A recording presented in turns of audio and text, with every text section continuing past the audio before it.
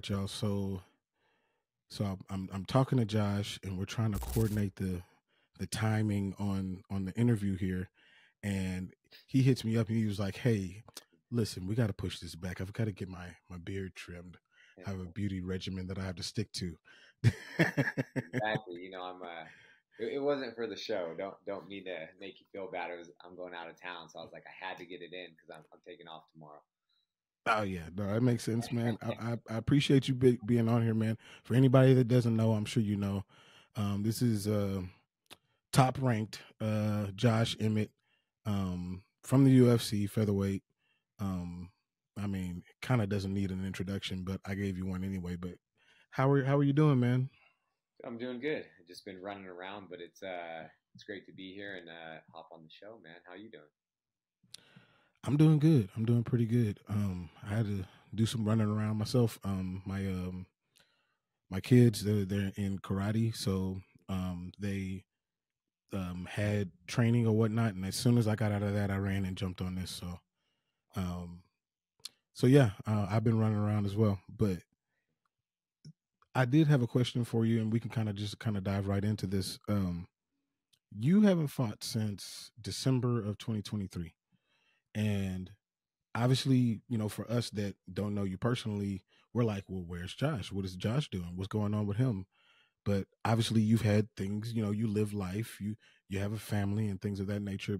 What's been going on between, December, once you put Bryce Mitchell down and now? Yeah, so it's I've seen a lot of people hit me up, and I always see the comments like, Josh, put Bryce away and disappeared, or like all these different things. Wondering when I'm gonna fight. They're like, you didn't get hit. It's a quick finish. What's going on? The thing is, man, I've been fighting for years, like early 2022 at not my best, and I was just consistently fighting, and I feel like I owed it for one for myself. My wife, my family, my coaches, fans, even the UFC, brass to get back to 100%. Because there's a few fights that I really really want back. But yeah, so I've been taking the time to get back to 100%. So I've mainly been focusing on you know physical therapy, strength and conditioning. I've gone down to Mexico, CPI a few times, and done stem cells, and just doing everything I can to get back to 100%. So when I do return and it's on, people will literally see a new me. Yeah, no, that makes sense. I mean, I was fine with the old you, but you know you better than I do. So the new you, I'm sure, is going to do some damage in the division. So with the division kind of doing what it's done, within the past few months, Diego Lopez rising up, and the shuffle at the top with Ilia and Volkanovski. Then you got Max stepping in, Brian Ortega, taking the fight. Like, is it important for you to? Is the who important to you, or is the win more important to you? Yeah, it's both. It's for one, it's I really don't care who I fight as long as it's someone in front of me getting me closer to the top. I want that rematch bad with Ilya. We'll see what kind of happens, how that fight with him and Max plays out. But of course, even the way I win when I do come back matters a lot to me. So if I can go out there and fight another, top ranked featherweight and put on a show and possibly get a huge finish or try to top that last one, then I'm right back in the mix. Yeah, no, that makes sense. Topping that last one is going to be tough. That was pretty epic. Yeah, right. I mean, I saw the T-shirts. I mean, when you get a silhouetted T-shirt, like you did something. It reminded me of when Dan Henderson knocked out Michael Bisping. Like, I was like, that's a T-shirt. That's for sure a T-shirt. Yeah, just the without the follow up, Yeah, I know there's a lot of bad blood between those guys, and Hendo with the big H bomb, you know, jumped on him. But it's, you know, I've done that several times in my career where I've knocked people out. Mm-hmm. I know when I hit him, I see him falling down, and there's no need to follow up and you know, because inflict more pain or damage just because these guys that I've done that to have been out cold, and I could follow up and hit them several times before the ref steps in, but I think it looks better just walk off KO. Yeah, those always feel a lot better when you, and like it looks better too to us. It's like it reminds me kind of what Mark Hunt used to do. You know, Mark Hunt would put people out and just walk away. Sometimes it doesn't so work. I'm like yeah, exactly. I'm like the featherweight or the Mark Hunt of the featherweights. You know, it's they know the overhand's coming, but it's like I'll land it, and when I do land it, yeah, you know, it'll shut the lights off. So one thing about your overhand, right? Like you, I believe it was with Rampage Jackson. You were talking about how you do that, and how you set that up and where that came from. I think you referred to baseball when you were talking about that. But just for people who haven't heard that before, like where does that come from? That the way that you throw that. Yeah, I just equate it to baseball. You know, like a pitcher, the way you throw a ball. I throw it at a different angle instead of just like a typical overhand right. You know, it comes down at an angle. I almost throw it like I'm like throwing a ball, but I turn my thumb down and I come almost straight from the top. And even if they have their hands up here, I'll split the guard and land it, you know, right on I'm aiming for their mouth or their chin, Mm-hmm. you know, so it's just a weird angle. And I feel like when I get someone's timing down, or even when I'm fighting someone, it's like I'll land an overhand right on them.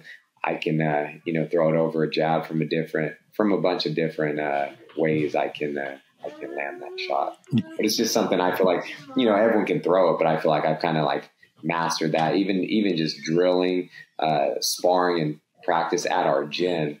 It's like, you know, I'll just place it on people's chins here and there, just letting them know, like, you know, there it is. Yeah, no, I mean, we can definitely see it. I mean, and just from the years that I've been watching and just MMA in general, just to kind of, I'll tell you when I started watching and the person that got me into it, and you'll probably resonate with this. I started watching back in the WEC days, and the first fighter that really got me just super engrossed in the sport was Uriah Faber. He's always been one of my favorite fighters for that reason. I liked his personality and his attitude, and he just seemed like a normal person going in there to fight. Because before that, it was just I saw the people who were kind of larger than life, like the Chuck Liddells, I mean, any of those Randy Couture's, people like that. And then when I saw Uriah, you know, somebody that's my size, go in there and dominate people, I was so impressed by that. And I was like, okay, I really got to dig into this. And so, you know, fast forward all this way, like I've always been keeping an eye. I've never even been to Sacramento, but I've always kept an eye on Team Alpha Male and anybody that comes out of Team Alpha Male because of my weird loyalty to Uriah Faber. It's weird. Like, I don't know the dude and anything like that, but it's just his personality has always kind of been something that I could latch onto. But I mean, you have seen it firsthand. So like, what does Team Alpha Male mean to you, and how did that even come about as far as like you being a part of that team? Yeah. So it's for one, I'm just, you know, I ended up in the right spot at the right time too. It's I'm from Sacramento, so Sacramento is home to me, and you know, I've been a fan of the sport for a long, long time. Like I was watching the UFC back in '99 when I was a freshman in high school with my best friend and I, and we would get the pay-per-views when there was a handful of them, you know, a year. And so when you're talking about the WEC days, I was going down to Menlo College, 2007 to 2010. So that's roughly when you were watching the WEC, right? like 7 to 8, 2009. Yeah, but going back to how I got on the team, I was wrestling at Sacramento City College. This is in 2005, and Uriah and Scott Smith, you know, they came into our wrestling meet, and they were handing out flyers to people saying, "Hey, we're opening this gym, Ultimate Fitness. It's an MMA gym." You know, basically that's what they're doing. They're just dropping off the flyers. And so I was like, okay, after this season's up, since I've been a fan of the sport, I want to fight. I had no money to pursue this crazy dream of mine. I'm a college student and, of course, a wrestler. And wrestlers, if you know that, have no money. Yeah.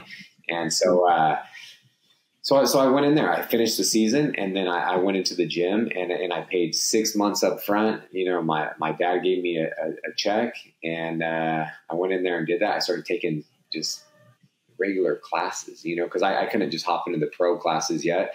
And so I was taking kickboxing with James Erdman, the Sandman.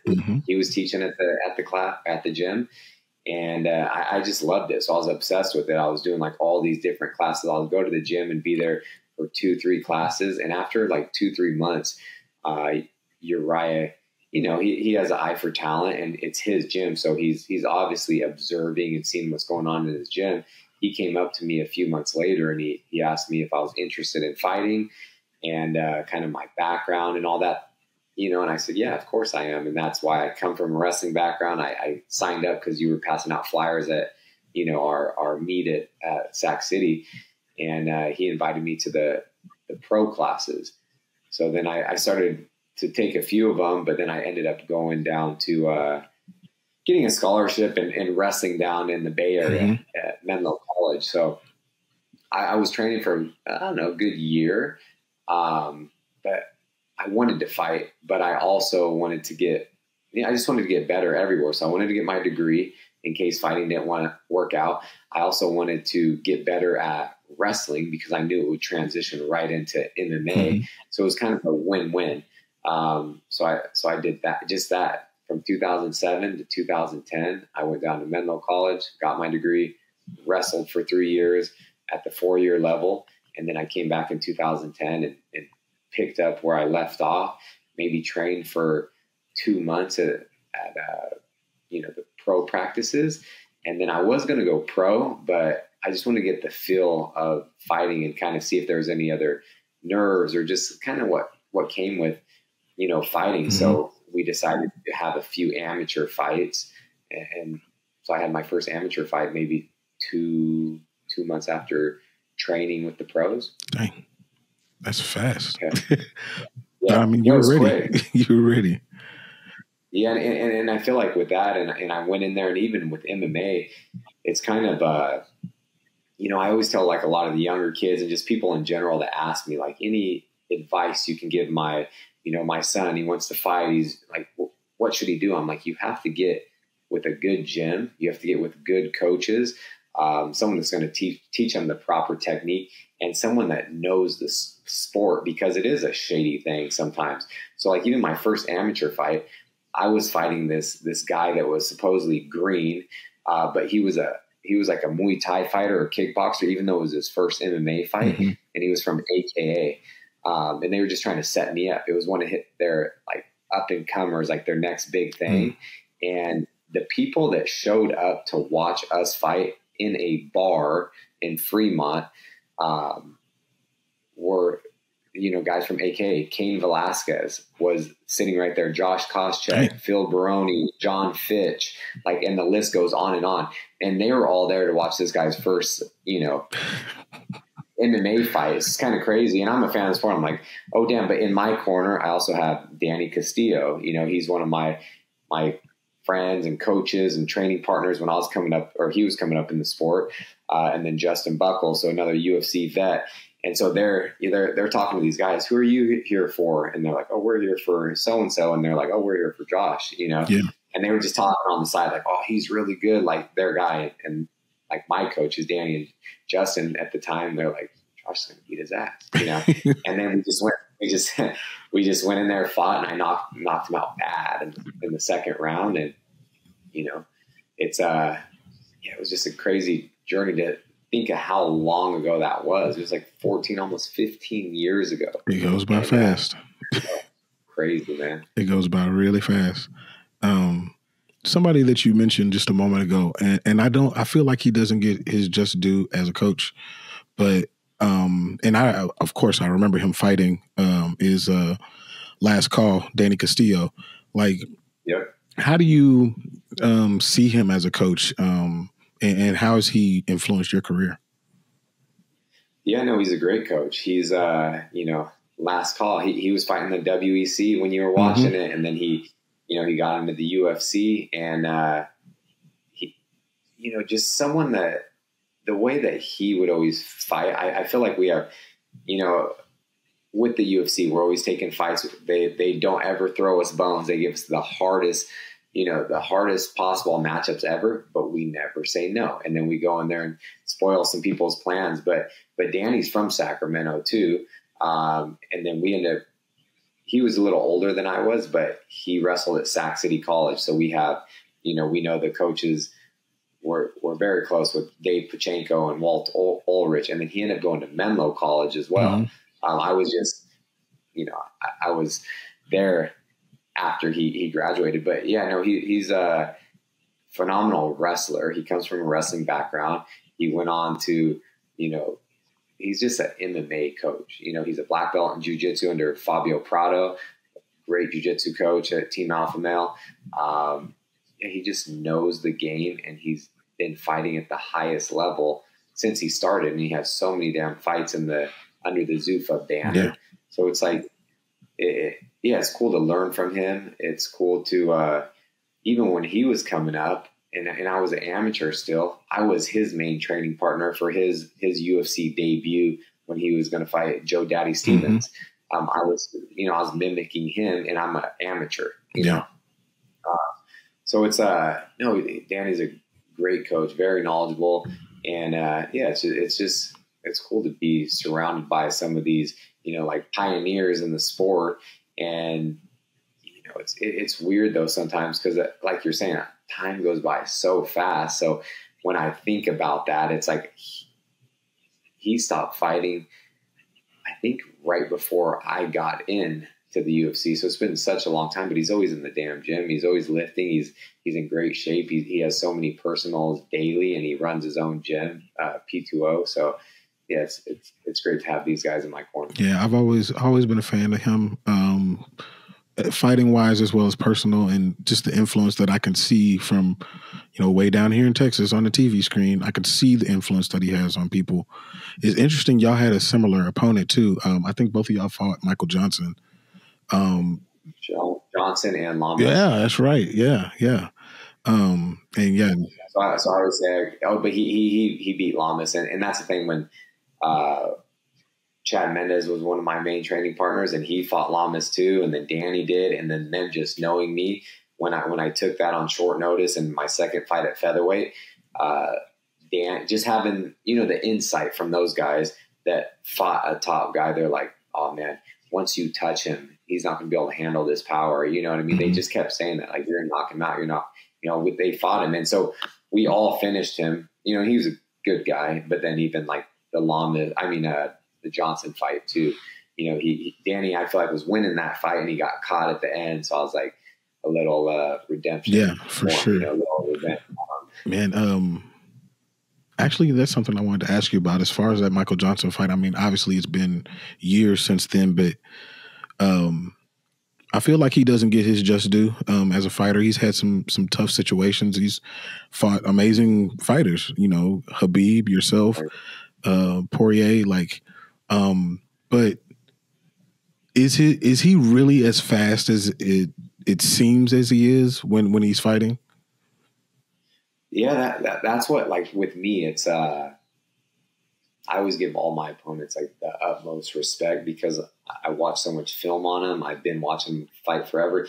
I've been a fan of the sport. I've been watching Michael Johnson while I was kind of coming up in this sport, and I'm like, man, he is fast. And then you see him, like, he fought Nate Diaz, he knocked out Poirier, he fought all these guys.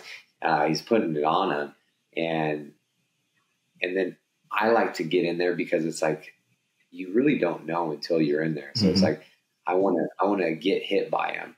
Like I want to see how hard they hit. I want to see how fast they are. But when I was fighting him in there, I feel like I'm just such like in the zone that I could see everything, you know. And it's like he is fast, you know, and he's a phenomenal fighter. And just like you said, he doesn't get the credit he deserves. He's been in the game for a long time and beat some of the best, fought the best guys in the world. But I could just see it all, you know. And he is fast. Yeah, he is fast. So speaking of another former opponent, of course, you know, I got to ask this question. Obviously, you fought Ilia Topuria. You were in there with him for 25 minutes. So you know him very, very well. So 2 questions. Was there anything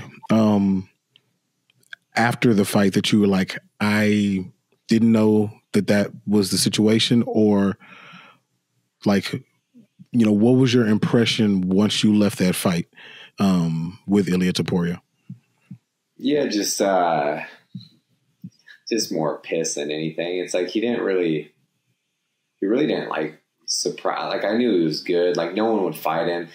The UFC, they always asked me like fight the next big up and coming thing, and I knew our paths would cross eventually. And after I lost to Yair and I was so pissed, I just wanted to come back home and get back in there and fight again as soon as I could to try to erase that, even though I couldn't. And then again, that happened the first time in my career, my life. I lost 2 fights in a row. That's a fight I want back so bad, you know, like when I come back, you know, it just wasn't my night. You know, I've been fighting, just not at my best. I'll say that. And every fight since early in 2022 is getting worse and worse and worse. Yeah. That explains the time off. I mean, I can definitely see why you would go that direction. So as far as that Max and Ilia fight, knowing what you know, and obviously you've never been in there with Max, and perhaps that's something that would be on the horizon depending on how things shake out. But how do you see that fight going from your perspective, knowing what you know? Yeah, well, and that it's tough just because, you know, I've never been in there with Max, but I just feel like Ilia is going to have advantage. Obviously, wrestling, jiu-jitsu. He's younger. He's his boxing is really good. He's always in a good position, and he can fire from any angle. You know, he's just always in a good position where he can throw strikes. I think he has the power advantage. I think he has the speed advantage. But Max is he's a legend too. He's up there with you know, GOAT status in the featherweight division. Mm-hmm. You know, he's done a lot of things. He's beat the who's who. He's been a reigning champion, fought everyone. And there's a few ways, you know, Max has a crazy output. And if somehow, I think the fight will go on for a while, but if Max just comes out with a crazy, you know, just the pace that he puts on people, and he's in your face, and he keeps his distance with the, you know, his front kicks, his oblique kicks. He doesn't have like a long reach. I have a longer reach than him, but it's just the pace he puts on people. Can Ilia, can he go with that pace for 5 rounds? I don't know. I also feel like Ilia being the shorter fighter, Max tends to hide a lot of his kicks right behind his punches. Mm-hmm. So I could see him, you know, throwing some type of, you know, switching, going southpaw, throwing across, and the kick's coming right behind there. If it like, you know, if it were to clip Ilia on the head and wobble him, and he could get a finish somehow, there's a few ways I could see Max winning, or just outpointing him, you know, round by round, what he tends to do, than winning some type of decision. But I don't know, like if I were to like bet right now, I'm kind of leaning towards Ilia. But if Max goes in there and is just the Max that, you know, a lot of the, you know, like the true fans know, just not like the casuals, like, mm-hmm. and Max goes in there and puts it on him, I wouldn't be too surprised, but I just don't think that's going to happen. Yeah, it's a tough fight. obviously been watching Max since he was 20 years old. Been watching Max. And like you said, the odds when it comes to just looking on paper, Ilia has a lot of checks in the boxes on his side. But that's why they fight, because and that's the thing. Like, even looking like styles make fights, and it's like Max always does extremely well, but the guy that had his number was Volkanovski. And 2 of those 3 fights, the first and third fight, were decisive. The second fight between Volkan and Max was like super close. But other than that, it's like Ilia's. I think he's he's stronger, he's faster in certain areas, maybe better. And so I just like much younger. So I don't know, that's why I'm like, will he have the same hiccups, or, is it going to be challenging or not? Like that's what's so cool about the sport. Mm-hmm. Max could go in there and just put it on and put him away and make it look easy, and then people will be like, damn, he's that good. Like, you never know what's going to happen. You don't know how they're going to feel on fight day. Maybe one guy's off one day, and maybe fight day, other guy is just on in the zone. Nothing going to stop him. So it's like that's the crazy thing about this sport. It's like anything can happen, and nobody knows, but we're gonna find out at the end of the month. Yeah, that's what I love about it. Anything can happen. One thing that you talked about, and I kind of wanted to see how you do this. We were talking about Max's reach and range and how he finds range, but how do you find range? Like, I was talking to my son, who I said, he is in karate and things of that nature, but like, I was trying to get him in the mindset of, when you're in front of somebody, you do have to determine like what the range is, like what's safe for you, what's not safe. Like, how do you determine what that is? Yeah, for me being a shorter fighter, I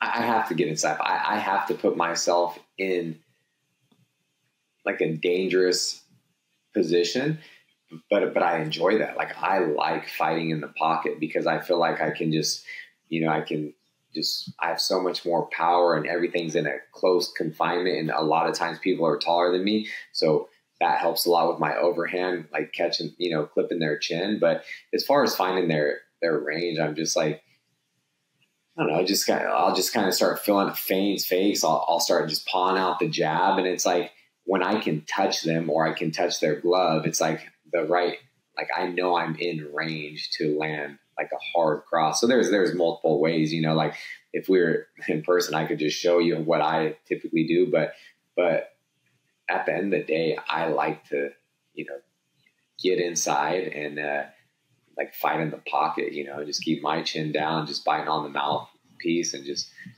throwing bombs.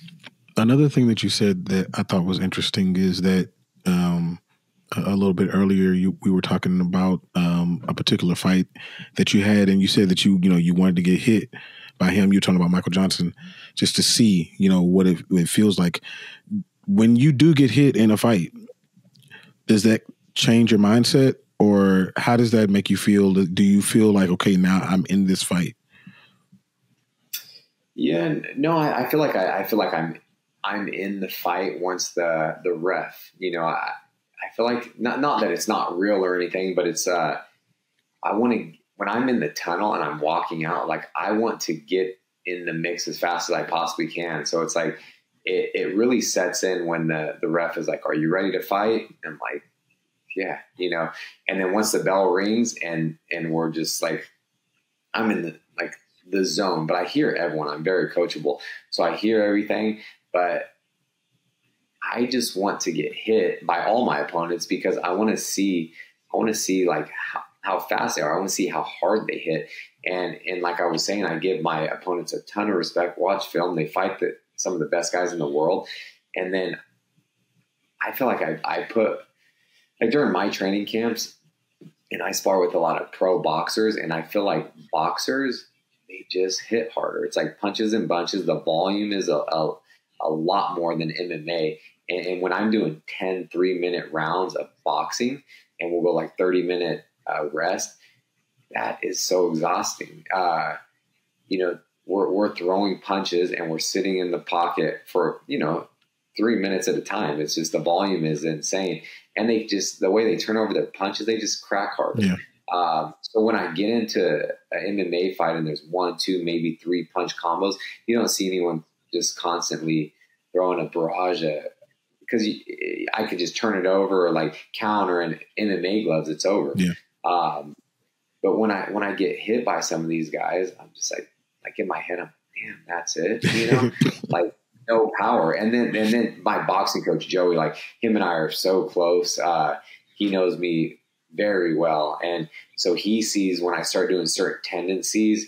He's like, he knows that I kind of, not that I don't respect it, but I kind of he just knows what I'm doing, and he's just like, it still pisses him off, you know, like even when I'm getting hit with a bunch of jabs and I'm like, oh, he doesn't hit hard. He's like, move your fucking head, you know, because I'm getting hit. It looks bad, and him being a boxing coach, he wants me to slip him and counter or just not be there.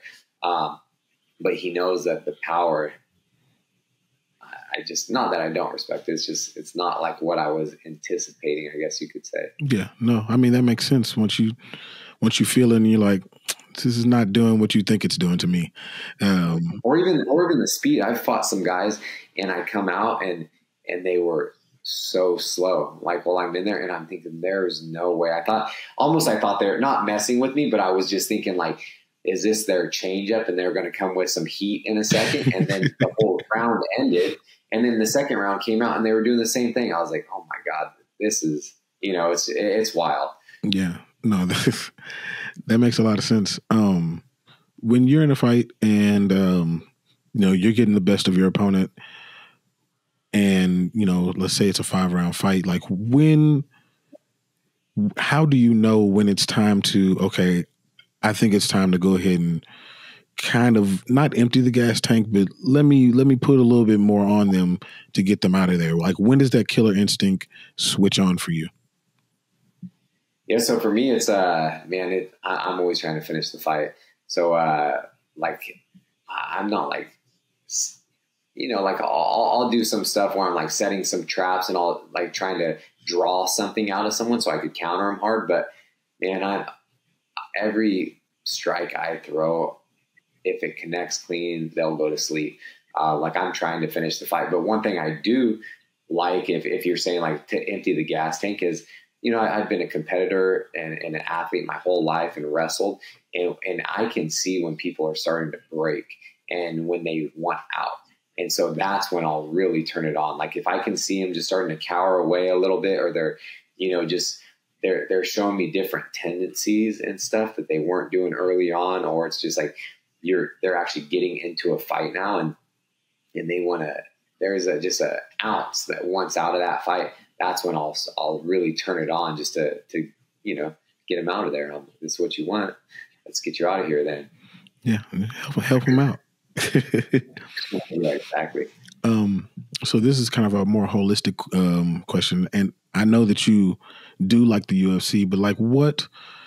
Because I say you like the UFC for this reason, and you'll know what I'm talking about. There's a lot of fighters that I feel fight in the UFC. They don't necessarily like the UFC as a fan. They're not going to watch it. You know, they'll watch it if somebody from their gym is fighting or something, that somebody they have a personal connection with, but they don't just, I'm just going to throw on the Contender Series, you know. But it seems like to me that you're a fan of the sport. So in saying that, like what fights kind of pop out to you as fights that you would throw on like anytime you're like, that's a fight that I love to watch? Yeah, like I don't have a particular fight that I, you know, just like want to rewatch over and over. But yeah, no, I am a fan of the sport. I was a fan of the sport before I got into it. And you know, I typically, for most weekends, like UFC cards, I try to watch the fights, especially if I have teammates on there. That's when I do turn on the Contender Series, you know, if a teammate's fighting or someone from our gym. But other than like UFC fights, I'm typically tuning into the main cards, but it's of course the big pay-per-view cards when it's those are some of the cards that I enjoy a lot more, because sometimes the whole card is stacked, or the whole main event, or I mean the main card is stacked. Whereas some of the fight nights, there's the main event might be some up and comers, and then it's just sprinkled in here and there with up and comers on the fight night cards, or you just have like really one good fight in the main event. So, but I try to tune into most of them. But are there any particular fighters that you like? I like watching this particular person fight. Yeah, there's so many, like even like Gaethje. I like his style, man. Like he's called the highlight for a reason. Like he's always, I feel like, similar mentality. He's always marching forward. He's always trying to finish the fight. He's entertaining. He's exciting. He's putting on a show for the fans. Mm-hmm. I like to do that. Like even now, like Poton has got so popular, and look how consistent he's been fighting, and how can you not like to watch that, and he's just that. I could just go on a lot of the, like the superstars and just the the champions. They're so entertaining and so technically sound. Like I used to love watching Mighty Mouse fight, because he's so damn good, and I feel like some of the lighter weights didn't get the credit they deserve, but I feel like people are coming around now. Absolutely. I mean, we've got stars in these divisions now, in the featherweight, bantamweight, flyweight division that we just didn't have before, and I feel like the UFC does a good job of telling people's stories. And that's what gets the fans involved and engaged, when you actually have something to latch on to. Even the ones that don't speak English, like, the fact that Poatan is so popular but doesn't speak English it should really open people's eyes to the fact that, there's fighters that do speak English that need that push, that need to be front and center for the UFC a little bit more. If they can do it with him, they can do it with other people. Yeah, and I agree on that. But then I feel like sometimes it's, the UFC is, and they're very smart. They're strategic with everything they do. And it's like they're trying to hit different demographics, where I feel like a lot of times in the US, it's already established. So they're trying to make these stars in other countries, but yeah, no, I totally understand what you're saying. And yeah, they could turn a star into anybody, but I also feel like a little selective on, or not selective, but it is how it is. But, and people that are like always fighting, like Diego did it real quick, always fighting, always. And now he's got to the point where now he's not going to fight anyone behind him. He wants to, sit around and wait, for a shot, which is probably smart from a business standpoint. Mm-hmm.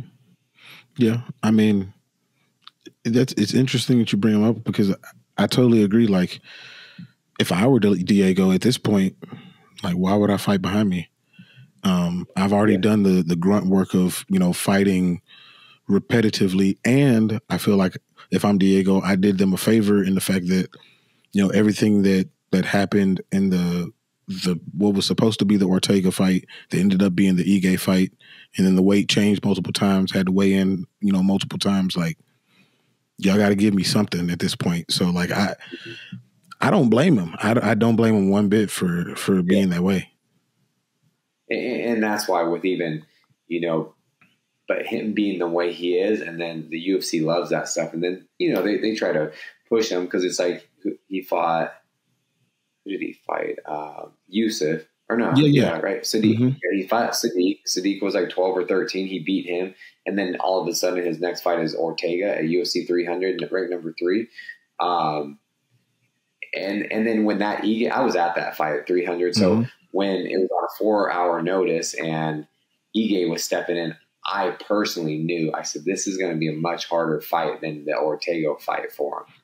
Just because I feel like their jiu-jitsu would kind of negate each other. And then I feel like Diego is more powerful. He's faster. Ortega gets hit a lot. So I thought it was going to be like, I was like, I don't know. I'm kind of leaning towards Diego, especially on the short notice, the way it went down, mm-hmm. 2 weeks out. But then when Ige hopped in on 4 hours, I'm like, oh, it's going to be a much harder fight for Diego. And it was. It was like, it was a close fight. It really was. Came down to the wire, and he had more control time. So that's why I think he won. But if it goes 5 rounds, I put my money on Ige, or if he had more time to prepare. And then he beat Ortega, and, look, now he's sitting nice, just around. So I totally get it. Yeah. Ige is another one that's very interesting in the division. I think he's fighting Lerone Murphy coming up. And I think that that Ige, he's another one that's like, I'll fight anyone at any point in time, whether it's up, down, not in the rankings. I don't really care. Like, he'll fight anyone, and he's so good. I feel like if, I'm not the type of person that's going to try to manipulate a man's career, but I feel like if he played it a little bit differently, he could have had, that same similar rise. Now, he did run into you, which didn't work out for him, but he's been in fights that I feel like maybe he could have taken a little bit more time and been a little bit more selective. But I mean, I don't know if that's good for one's career, and especially in this division. Yep, and I feel like with Ige, like he's a good guy. I like Ige, and even he's going back to Abu Dhabi next week, but they're going to fight at a regular time. And I feel like he was on that trajectory. He was doing really well, and then he fought Cater in Abu Dhabi, but they also fought at, like he was telling me, they fought at like 5 a.m. It was just people don't take into. People just don't understand. Sometimes it's like you're out of your element. You're traveling to another country. You don't have the access, the food, the sleep. Everything's out of whack. It's and he was just like, man, he was just not on, and he lost that fight, and then kind of, got a setback with it. But he is good. He's always learning. He's always getting better. And look at, he's like making this comeback. He's doing really well. Yeah. And so that's gonna be a good fight. I'm looking forward to their fight too next weekend. Definitely. So 2 questions before I get you out of here. Again, I appreciate you jumping on with me, and hopefully we get to talk more. But so the first thing, as far as the one punch cards thing and the collectibles and things that you're doing, like, tell me more about that. I've definitely heard from Alex Dewar. Anybody that's watching, that make sure that you sub to him. Dewar's takes and breaks. But what are you doing with the collectibles, and how can people get involved with that? Yeah, so with kind of the one punch cards, I'm just kind of rolling with that, just because it's kind of like off of One Punch Man. Mm-hmm. It's like I even partnered up with Knee Deep, and we did this beer too. It's Josh Emmett's One Punch IPA. Check that out. Yeah, it's cool. But yeah, so we're just kind of doing that. We're basically doing breaks. So my little brother James and my best friend Johnny, they're big into the hobby, just collecting sports. They always have been, all sports. I was huge into, football and basketball when I was younger, mainly basketball. And it's like, I still have tons of cards like Kobe, mm-hmm. Kobe rookies. I got like Duncan, Iverson, Vince Carter, like all these guys, like I used to collect and be obsessed with it. And then I kind of fell out of, watching a lot of sports just because I was working. Mm-hmm. But they've been collecting, UFC cards, and that, I'm going on eBay, and they're always bidding for my different cards, and, just, one-on-ones and things like that, collecting the rainbows on all these cards. And so it kind of got me back into it a while ago, and I was messing with them before. I'm mm-hmm. like, I quit wasting money on that. But, yeah, we've been talking about it for a few years, and they got me into, like, so I started collecting my own one-on-ones. And then Alex, he was down at the Burbank card show mm-hmm. in Anaheim earlier this year. I think it was in February. And I was down there for the Ilia and Volk fight. And he was at the card show, and he's like, hey, Eric, there's Eric Larson. He's the guy, they call him the UFC card father. He's like, hey, he has your Topps knockout rookie 101. And I was down there with my friend Johnny. who we're doing this One Punch Cards with on Whatnot doing breaks. And he's like, I did want to go to that show. So we went out there and, bought my rookie 101, and then I already had everything else. But it's, I don't know, just kind of sparked a kind of interest and a fire of collecting again, because even during the pandemic, which Alex knows, and, I met him through digital collectibles and stuff like that. Mm-hmm. And I'm managed by Vayner Sports, which is Gary and AJ Vaynerchuk's agency. And so I met Alex a while ago, and great guy. We've become friends, and, he's connected me with a few other people. But as far as the One Punch Cards go, we're just, it just kind of sparked that fire of physical collectibles again. Because I used to collect physical things as a younger kid, and especially trading cards, and it just kind of feels like that again. And I'm much older, mm-hmm. but it's fun. I feel like that's my niche, like the UFC realm and the cards. So it's been fun just being, community is everything. Yeah. And being in different discords and being a part of different things, it's really the community makes it. So I've been on Whatnot watching all these breaks and stuff for a while, and then I was still talking to my best friend and brother, and we're like, man, we need to just do this. So we just kind of put it together, and we went on this. His name's Chicken 101. He has like social medias and a big following. He's like an OG in the breaking space, and he introduced our channel, and we did this little, like, it was just fun. Like, I got to go on there and break, and we were giving out free boxes of the new knockout, mm-hmm. I would say a week ago, and that just kind of sparked it off. We were going to start in November, but it went so well, and then I got so many messages, and everyone was like, when are you guys going to start? When are you going to start? So we went to the card store that day, got another case. We're like, I guess we'll just, do it tonight at UFC 307. And so, yeah, we're just on Whatnot right now doing breaks, and we're going to go on to Fanatics Live and do some other things. I want to be like the guy, like I don't think any athlete in general that's, consistently doing breaks. And I know there's no UFC guy. Like, I'll be the only person. So I know people collect cards, and they go on and they'll like break on someone's channel here and there, but we want to do it at least once a week, maybe twice a week. I want to show some people like some insight to, maybe even like fight week when I'm out at a fight.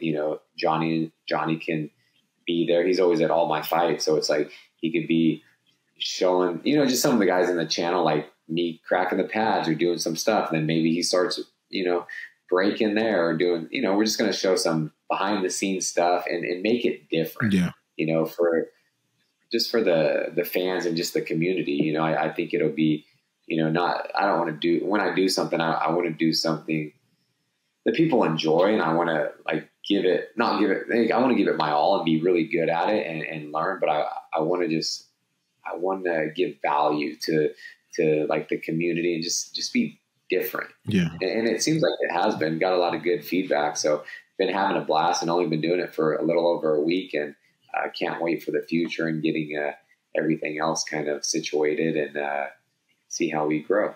Yeah, I saw it on, I think you made a post on Twitter about it, and I saw it on there. And of course, Alex told me about it, and Alex has sent me some cards as well, some John Jones cards, because, that's my guy.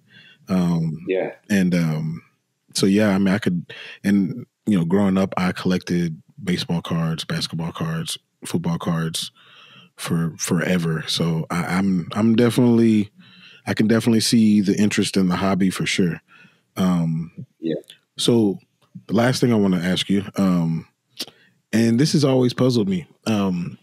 We started this off, talking about your beard, and I'm curious why you don't have a beard sponsorship. Nobody has talked to you about a beard sponsorship at this point? Yeah, no, no. I don't know what's going on. Yeah, we gotta put a flyer out, and somebody needs to be investing in this. I did something. I've done some like one-offs and stuff with different people, for fights. But it's like when I partner up with someone, it's like I want to get to know them. I want to build a relationship. I want to grow together instead of just like per fight. That's just kind of that's the way I like to do things. I did something with Manscaped a long time ago. But that was bad. Yeah, I've partnered with them as well. Okay. Yeah. But yeah, you need one. You need one. That beard deserves the sponsorship. But yeah, man, I appreciate you jumping on, man. Here, so this is all I